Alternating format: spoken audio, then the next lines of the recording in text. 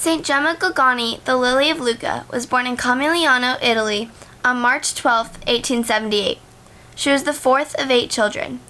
Gemma was known for donating her suffering to God and living an ordinary life for the conversion of sinners. At age 7, Gemma's mother got tuberculosis. On the day of her confirmation, May 26, 1885, the first of many heavenly visions came to Gemma. A voice in her heart said to her, "Will you give me your mama?" She answered, "Yes, if you'll take me as well." The voice replied, "No, give me your mama without reserve. I will take you to heaven later." This was her first great sacrifice, and it cost her bitter grief and tears. But when her mother died a few months later, it was Gemma who consoled the others. Gemma was only 8 years old when she said, "Why should we cry? Mama has gone to heaven." Gemma took on the duties of the mother in the house, and she helped sew altar linens and other garments for the church. Gemma's mother taught her to want to go to heaven and to sacrifice to God in order to show faith. She often said the whole 15 decades of the rosary on her knees after she returned from school, and she began to use penances and to rise in the night to pray. Gemma started a life trying to live as a saint and offered her suffering in whatever way she could. She was sent to school of St. Zita in Lucca, where she learned to greater appreciate prayer and become closer to God. She would say, "Gemma is good for nothing, but Gemma and Jesus can do all things." Gemma was so devoted to Jesus that when she got a foot infection and had to have surgery, she refused anesthetic and watched the crucifix throughout her surgery. She showed minimal pain because she was focused on offering her suffering to Jesus as he did for us on the cross. She always had a soft spot for those who suffer and are poor. Gemma would gather the poor children in her neighborhood and teach them introductions into the Catholic Church. Gemma did not stop there. She would make frequent visits to hospitals to visit the sick and elderly. There, she would bring them material things, but most importantly, teach them about God and His kingdom in heaven. Gemma would also bring bread, money, or any scraps she could find anywhere she went, so that if she saw a person in need, she could help them in some way. Gemma was consumed in prayer and yearned to follow Jesus in all ways possible. She would pray to Jesus, asking him to allow her to suffer with him, to grant her the greatest suffering so that she may have a chance of getting to heaven.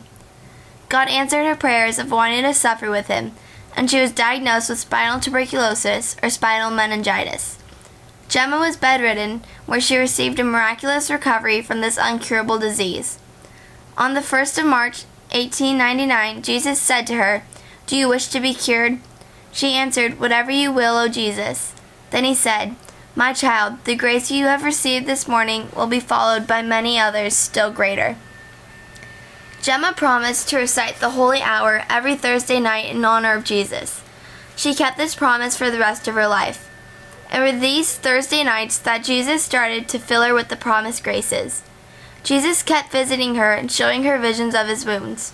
On a Thursday night, June 8th, the eve of the Feast of the Sacred Heart, Jesus, Mary, and Gemma's guardian angel appeared to her in a vivid vision. There she said an act of contrition, and they said her sins had been forgiven, and Jesus appeared with open wounds. This time, the blood flowing from his wounds was fire, and it came to her feet, hands, and heart. The places where the fire hit started to bleed, and she wrapped them with linens and went to bed. She felt immense pain, and that pain persisted until Friday at 3 p.m. This was on the Feast of the Sacred Heart.